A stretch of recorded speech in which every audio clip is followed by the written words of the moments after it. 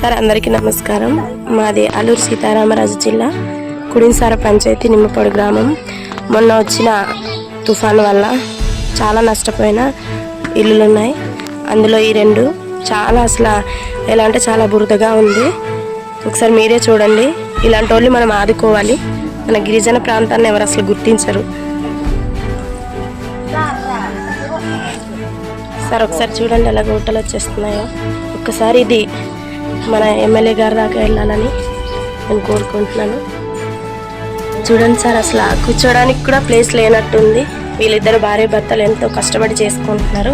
ఏమీ లేదు, తినడానికి తిండి అయినా సరే లేదు వీళ్ళకి. కనీసం ఉండడానికి ఇల్లు ఉందంటే ఇల్లు కూడా ఇదిగో చూడండి సార్ ఒకసారి ఎలాగుందంటే మొత్తం పొలాల కన్నా దారుణంగా ఉంది. ఇలాంటి వాళ్ళు మీరు దయచేసి ఆదుకోవాలి. ఒకసారి ఇది గవర్నమెంట్ దృష్టి దాకా వెళ్ళాలని నేను కోరుకుంటున్నాను.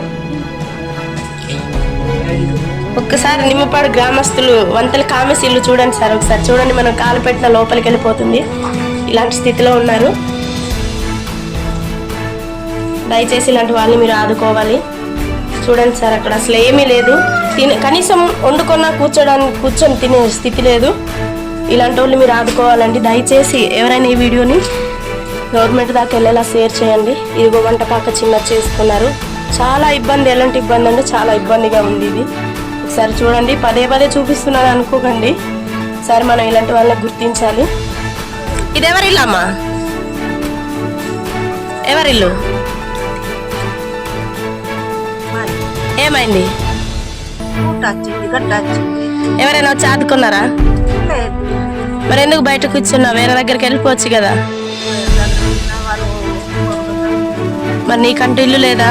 నాకు ఇల్లు లేక ఎవరింటికి వెళ్ళిన వాసన కంపురా కొంటాను. ఒకసారి చూడండి, ఇగో ఈయన ముసలోడండి, కష్టపడుకుంటున్నాడు. చూడండి అసలు ఎలా ఉందంటే ఎవ్వరు ఇప్పటికి వచ్చి కనీసం గవర్నమెంట్ వచ్చి చూసే పరిస్థితిలో కూడా లేరు. ఒకసారి చూడండి, ఇలాంటి దగ్గర గిరిజనులు నివసిస్తున్నారు.